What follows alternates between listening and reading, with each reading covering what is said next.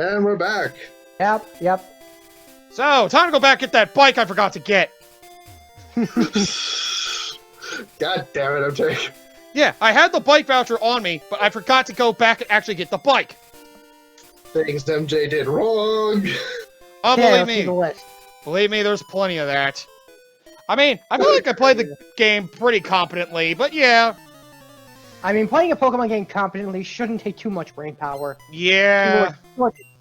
Remember, I was 5 years old and I thought it was a good idea to bring a Pikachu only to a Brock and only using Thunder Shock because I was a ball match. You didn't understand the concept of weaknesses Right. and resistance. Well, that and makes immunity. sense. Yeah. But I think everyone who played Yellow back in the day when they were kids. yeah, that makes sense. Did you do that, Coda, at least one point? I think I did when I very first played it, but then I realized, oh wait, I should probably grab something else because my electric do freaking nothing. Yeah, I think I never played Yellow, but whenever I played Blue, I didn't even, like, train most of my team. I just used a starter. That was it. As I said, Blastoise screw over everybody. Hydro Pump, Ice Beam, Strength, just freaking wreck everybody. I should do like a Pokemon game just for like the sheer purposes of having like a starter only challenge and having fun commenting over how chaotic it will be. I mean, the first gen it's probably the easiest to do it on, because how broken the game is, and well, with the right starter and a large variety of moves, you can beat pretty much everybody. Part of me wants to do it for Gen 3, specifically with the Blaziken for some reason. Yeah. It can be done. Yeah. Problem is, Gen 3 has a lot of water. Yeah, that does. But then again, if I learn a very good fighting type move with Blaziken, I should be fine. Yeah, which he usually does. You can also teach a Thunder Punch if I remember correctly. That sounds right. It's actually justifiable because its special is actually pretty good. Yeah, well, Blaziken, its special and physical attacks are actually close to each other. Like, I think it's only a difference in base stats of 10 points. Yeah, and because it's like the same thing that's up with Infernape as well. I know its special's a little bit lower than that, but I remember fighting off against a Infernape with fucking Focus Blast and it knocking me in one shot. I'm like, what the hell, man? Yeah. Yeah. It's a little bit more of a Glasskin than Blaziken. And then I also remember Blaziken with fucking Speed Boost. Oh. Yeah. Well, not until Gen 5.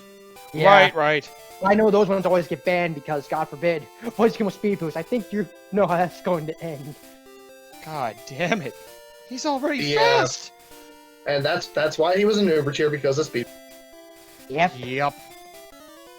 Like, god damn, that fast motherfucker.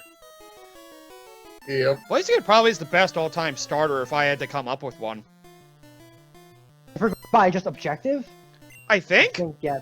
That's what I would... wants to tie between Blaziken and, Swampert. The thing with Swampert is that his only weakness is grass. Yeah, that is true. If you cover that up well, then you'll be fine. With Blaziken, it's just all-around powerful. Yeah. Although, Superior with Contrary. Oh, yeah. Right. Sorry, what? Superior. The Gen 5 Grass Starter.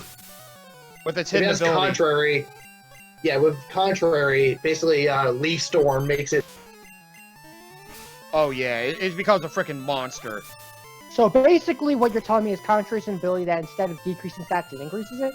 Yeah, and also anything that increases stats will decrease it instead. Like, it reverses the stat decrease thing. So as Contrary uses Leaf Storm, its attack will go up greatly every time, or special attack. Special attack. So it gets significantly stronger every time it's used. What kind of moves can you teach? I think its special attack stat is actually its strongest thing. Yeah, that sounds right. I think it's actually pretty fast, too. Superior was the fastest.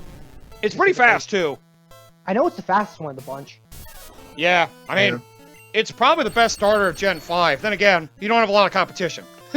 Yeah, Gen 5 starters leave a lot to be desired, to say the least. I'm pretty sure Emboar is probably, like, the least popular, because it's the third consecutive firefighting. A lot of people do like it, though, for competitive purposes, but if I you're just going by, you know... I guess if you need, like, a trick room setup, it's good for that, I guess. But if we're just going by objective, I feel like Emboar's the worst. Yeah. I don't like it at all. Some people don't like Chestnut, but I'd rather take Chestnut over fucking Emboar. I'm so sick of the Oh fire yeah. fighting. Yeah. He just looks weird when he evolves, but I don't hate him. I just hate the fact mean- that firefighting. Oh, wait, you're talking about Chestnut? I mean, Yeah. Yeah, Chestnut's okay.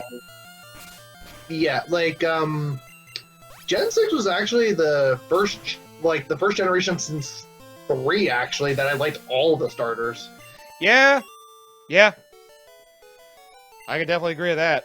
I mean, Gen 5 was the first one I actually really hated the starters. Because I liked all of them generally, and all the gens. Yeah, Even just 'cause enough to, like, pass by. Because I'm assuming Torterra was the one, right?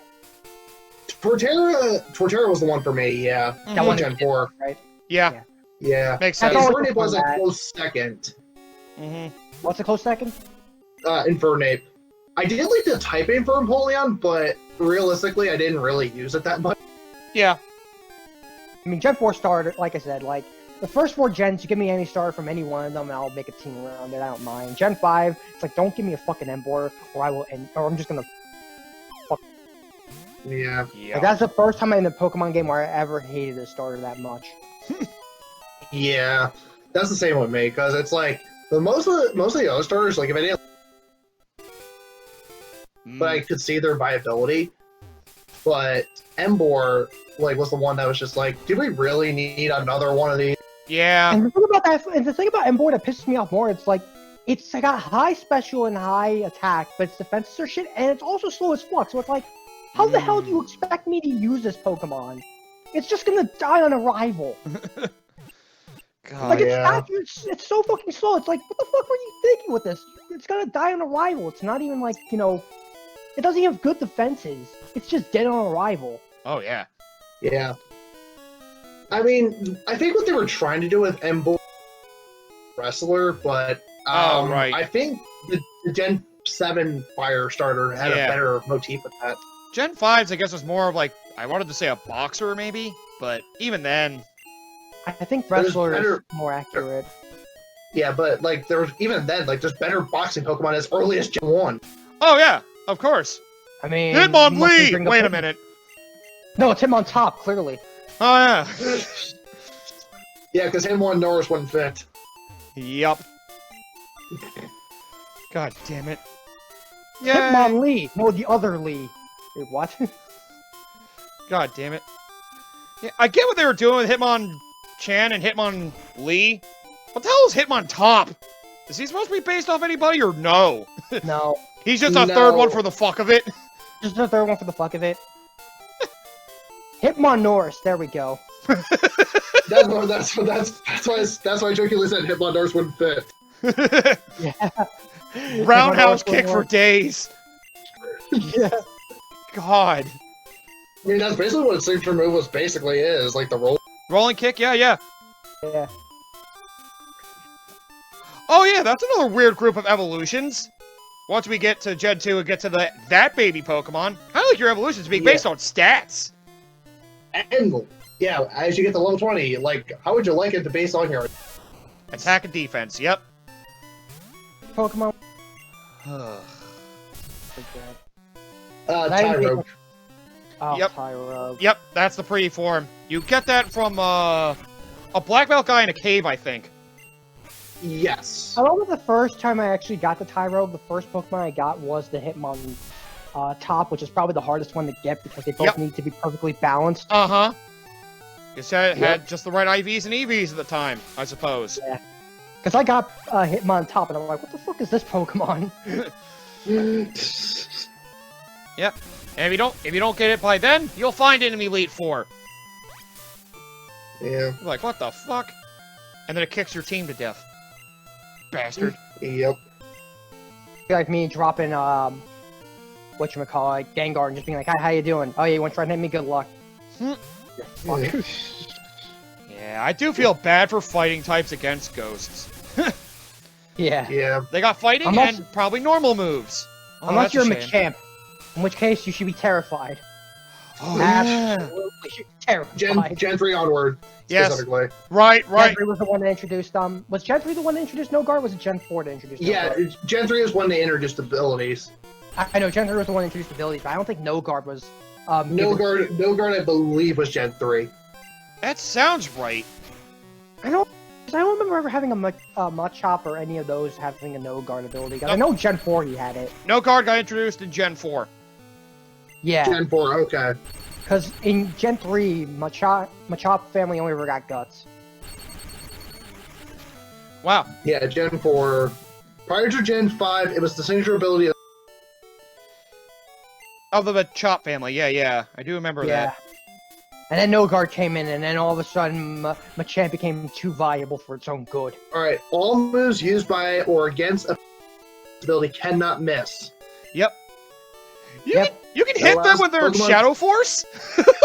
Yeah. You're in a different dimension? Watch this! What the f... That's why sometimes you see some of the crazy, setups, you see shit like Dynamic Punch. Where you just see like, oh, no guard, guess what? Let me just do 120 damage no matter what. Oh, guess what? Oh, you think, you think I got 30 actions? You think that means anything to me? No guard, punch. Alright. Oh my god. In Diamond and Pearl specifically, no guard can successfully hit a Pokemon that has used Protect or Detect, but only if it uses a move with less than 100% accuracy. Huh. Neat. The lower the initial accuracy of the move, the higher breaking through Protect or Detect. That is weird. That's a very weird.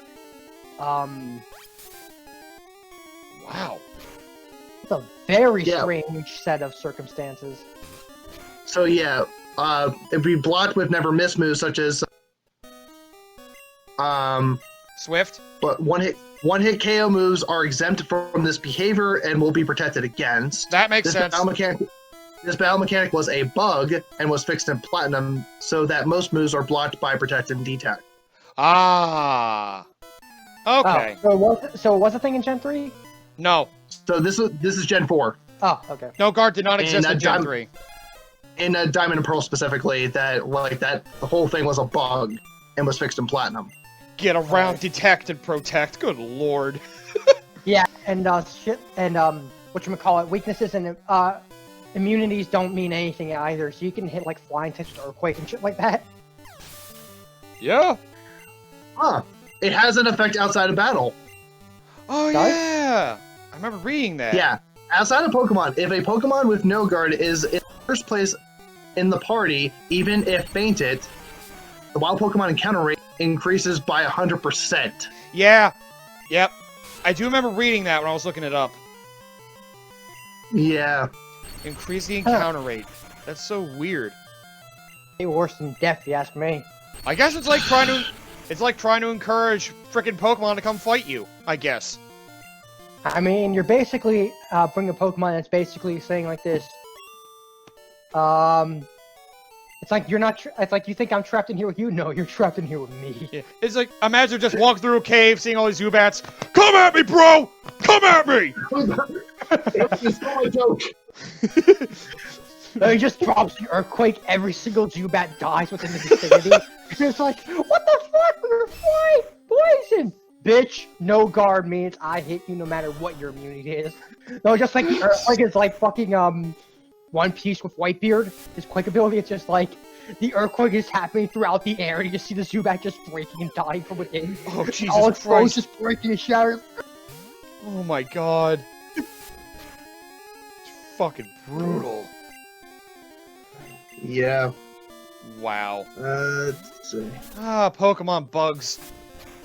Oh yeah, since you mentioned the thing of the increased encounter rate, I don't know if I mentioned this on our podcasts yet. You know that originally for the design of the Pokemon games, they actually wanted the encounter rate to be higher than it is?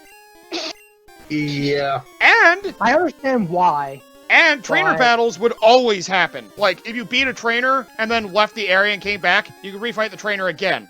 And it would keep happening. That was their original intent. Yeah, you did mention that in an earlier episode. Yeah, I did mention that part, yeah. Yeah, I don't hate that idea. Yeah, but, no, like, trainer sounds cool. Imagine, like, being forced on you every time you come there. Oh, when you put it that way, then yeah. Like, they would come into eye contact with you every time you're in the area again for a new time, they would battle you. That was the way they thought about it at first, but decided it would get annoying and wouldn't help the way the game progressed. So they got rid of that idea. Just made you battle most of them one time. Yeah. Oh, God. Thank God they yeah, did go with that. I've said it before, and I'll say it again. Even with these fixings that we got for the international versions, it's still a buggy mess. It's not even funny. Yeah. Imagine going through these caves with the higher encounter rate. Imagine the Zubats. Yeah. Oh. That'd be horrible. Make every single person hate a Zubat for the rest of their life. I mean, I pretty much already do, but... Same here. Like, unless I you're... already hate Zubats just from the sheer fact of seeing every single grunt use them. It's like, do you have any sort of freaking variety? Do you have a mind of your own? Like, no. That's no wonder you're a fucking idiot. Unless you want to fully evolve them, Gen 2 onward, they're not worthwhile. Yeah. Because at least the final evolution is somewhat competent. That's only if you're doing Gen 2, though. Otherwise, all you guys are Golbat, and it's really not worth anything. Yeah. Oh, no, I would not go with the Golbat, but a Crobat, yeah. Crobat, yes. Because it's actually fast. No. Yeah. And Crobat also has a decent stat. A decent move pool, too, because I know it has Poison Fang as well with Confused Ray. Oh, man. Ah, Gen 4. Introducing a lot of better moves for most of the Pokemon. For better and for worse. Yeah. Yeah. Also, it did more good than bad. Also, there was a couple of things in Gen 4, because looking back on it, comparing like the movement speed as well. Because the movement speed in Gen 4 is definitely noticeably slower. Particularly with Diamond and Pearl most of all. Yeah. I remember I actually tried to play the game a little bit just for the hell of it, and I put the text on fast. It still felt slow. Like, you have a fast setting for the text, and it feels like nothing. I guess... I think I understand why, though, because it's the first time they tested the Pokemon game with the DS architecture. Yeah. So I feel like that's the reason why. Because by Gen 5 and Gen 6, it was much better. Oh, and yeah.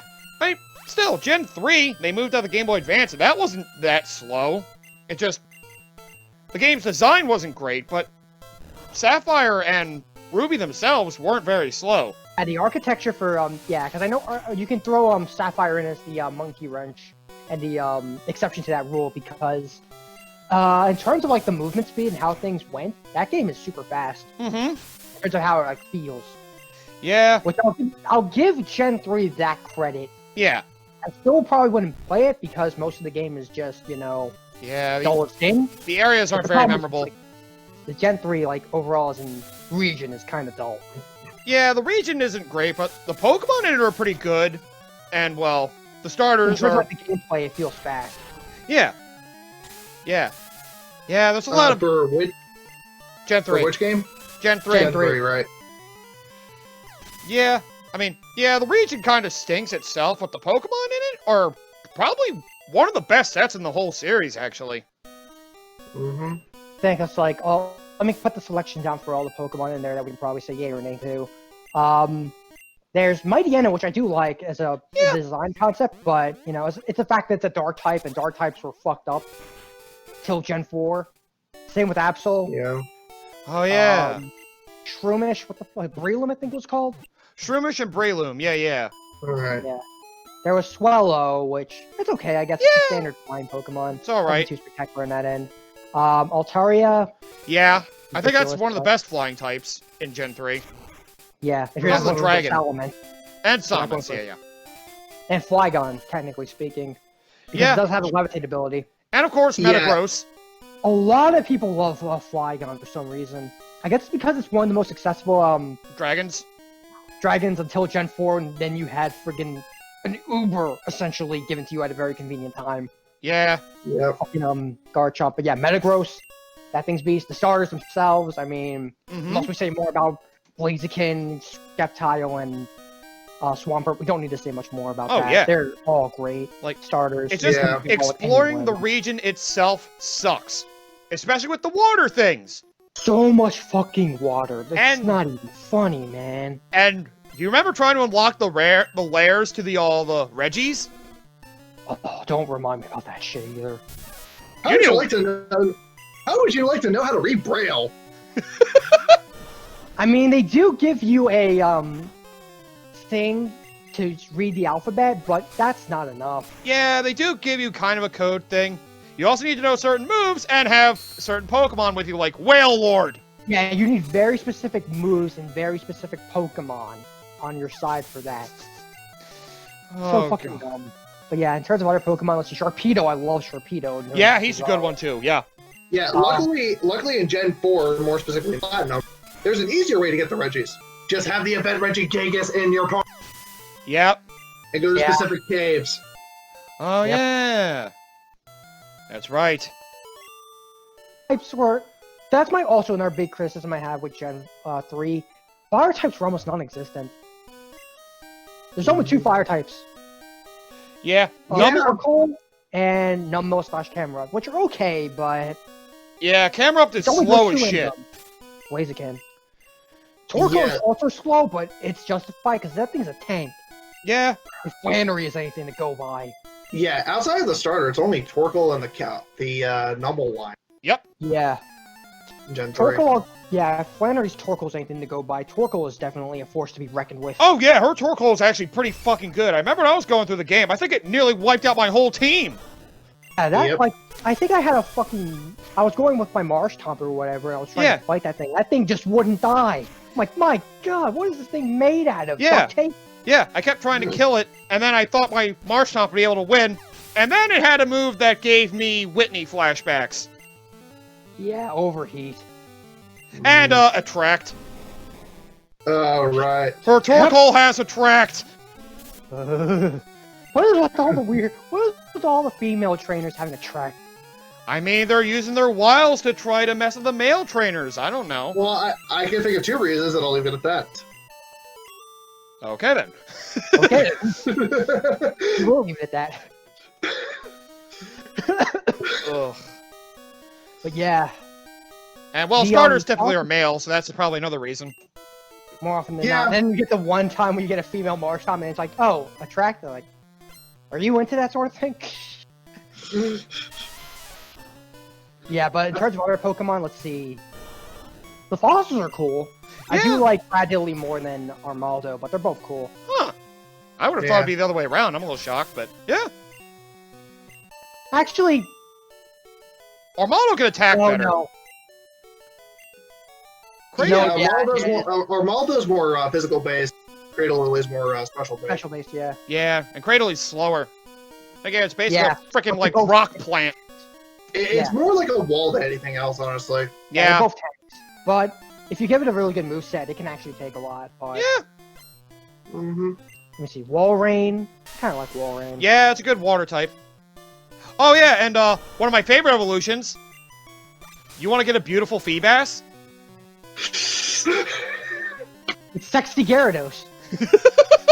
Yeah, but if you can... Oh. It technically is. When you finally get that... Okay, let's get this out of the way now. Yes. First off, for the Feebas, you only have... It's only fishable in a specific spot, in a specific route, and even then, it's a 5% chance encountering. 6 pixels out of all 400 or whatever pixels of water in that area at a time. I somehow managed to get one. I got one of those, and conveniently enough, that Feebas was the one that actually evolved into the Milotic. I was so fucking lucky. Milotic is one hell of a water Pokemon, though. It is a really good water Pokemon if you're able to put up with the frustration with that. If you can get it, it's one of the best water types in probably the entire game. We're not going for a swamp. It's basically Gyarados that can learn a better moveset.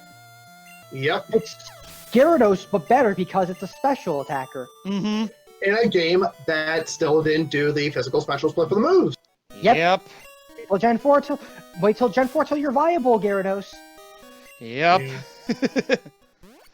Let's see what else is there. But yeah, in Gen 1, Gyarados is nothing to snuff at, though, because its special was just about as good as the attack. In Gen 1, though, Gyarados is... It was a monster. It was a monster. Like, even with the physical special split, give it anything and it'll probably win. Give it Surf, it'll destroy everything. I think it can also win Thunderbolt, if I'm correct. No, it can't learn Ice Beam. It was Ice Beam. I was gonna say, I think Gen 2 it can learn Thunderbolt? I would have to check that, but I know it can learn Earthquake. Yeah, It can learn Earthquake for sure. that's fucked up. God damn. Yeah. What's the other? Ah, well. Oh, right. It's over. Yep, so it's over. Shit. All right. All right. We'll We'll talk about more talk Pokemon more stuff. next time. Yep, we'll be going back through Rock Tunnel. See you guys then. Yeah.